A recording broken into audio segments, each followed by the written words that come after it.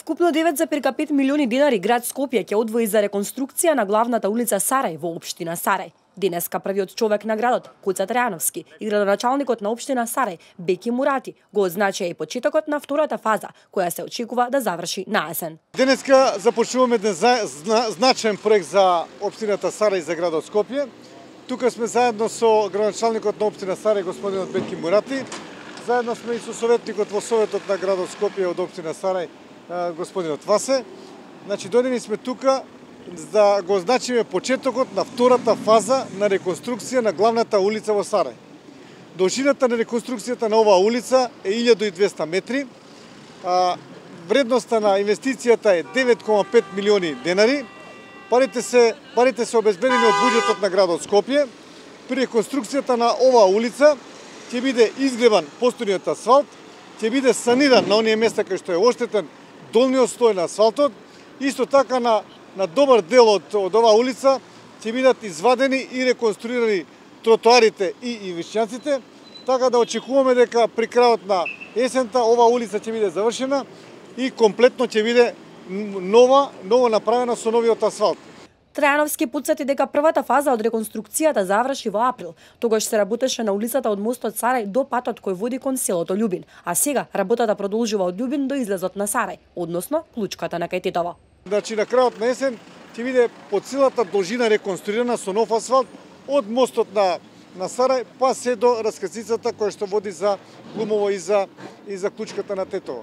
Исто така би сакал да потенцирам дека градот Скопје по изминатиот период го направи и мостот на Сарај, кој што е чија вредност е некаде околу 97 милиони денари, пари кои што беа исклучиво од буџетот на градот Скопје.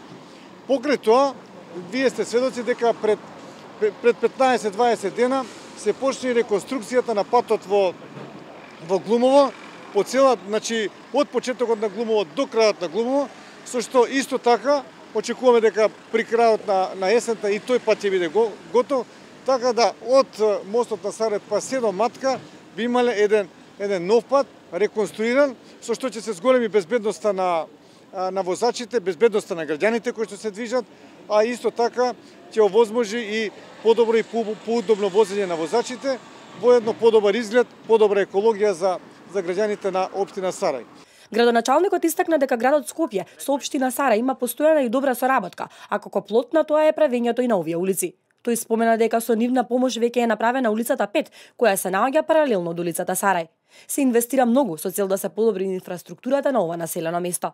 Според градоначалникот Мурати, ова е една од најголемите инвестиции меѓу многуте значителни проекти кои биле направени во последниот период во неговата општина. Ова е уште еден многу значајна инвестиција и добар показател дека градот Скопје и општина Сарај одлично соработуваат, тоа ни е и законска надлежност и се надевам дека ова соработка ќе продолжи и понатаму. Општина Сарај заедно со градот Скопје досега во нашата општина во Сарај инвестиравме во повеќе проекти, спомна и градоначалникот, во тек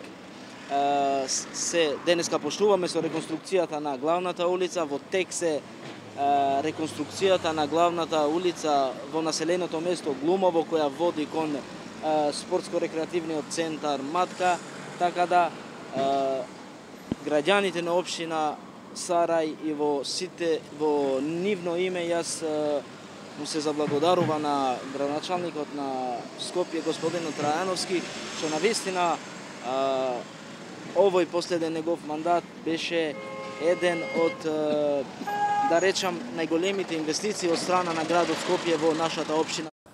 До сега беа извршени сериозни зафати во овој дел од градот, како реконструкција на мостот Сарај, асфалтирање на улици во населеното место Крушопек, Долно Свирларе, Рашче, Копаница, Шишево и многу други проекти кои се одличен показател за нивната соработка, од чии резултати мештаните уживаат благодати за подобар и поудобен живот.